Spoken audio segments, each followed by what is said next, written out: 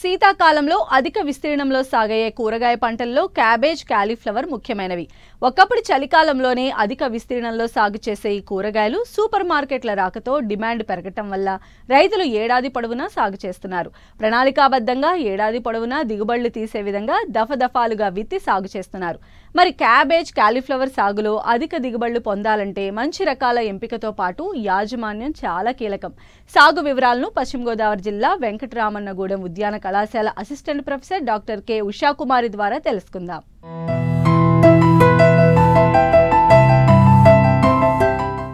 సాధారణంగా శీతాకాలం అక్టోబర్ నుండి ఫిబ్రవరి వరకు ఉంటుంది. కానీ ఈసారి అధిక వర్షాల వల్ల కాలం ఆలస్యమైంది.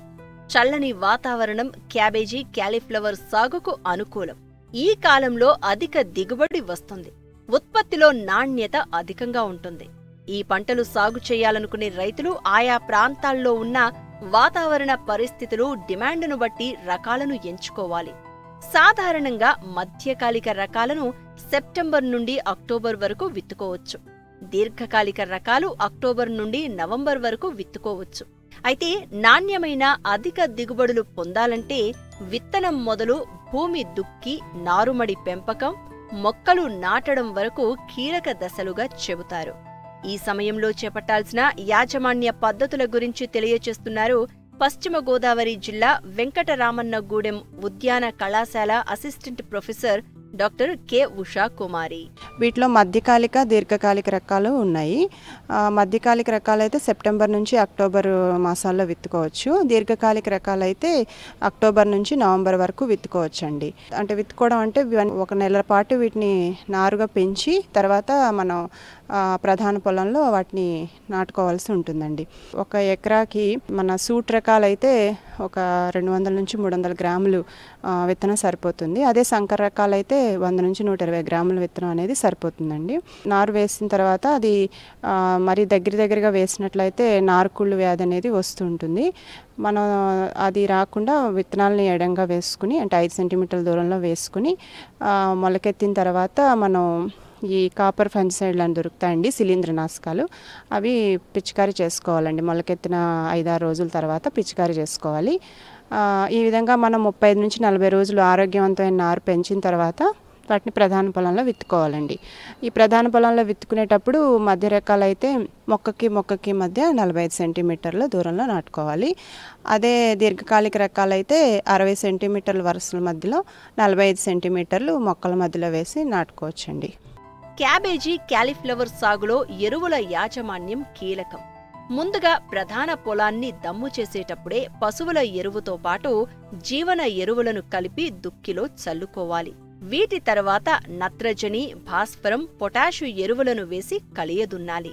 క్యాబేజీ, కాలీఫ్లవర్ రెండు కూడా బాగా ఎరువులు అనేవి వేయాల్సి ఉంటుందండి. ముఖ్యంగా మనకి పశువుల ఎరువు అనేది మన ప్రధాన పొలం తయారు చేసుకున్నప్పుడు ఎకరా విషయానికి వస్తే మనకి ఒక 10 టన్నుల వరకు సరిపోతుందండి.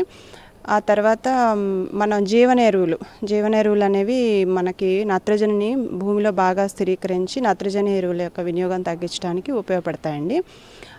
వాటిలో అజోస్పైరిలం అని, తర్వాత అజిటోబ్యాక్టర్ అని దొరుకుతాయండి. అవి 2 కిలోలు మనం ఒక ఎకరాకి చొప్పున వాటిని కూడా భూమిలో చల్లుకున్నట్లయితే నత్రజని ఎరువుల వినియోగం అనేది తగ్గించవచ్చు.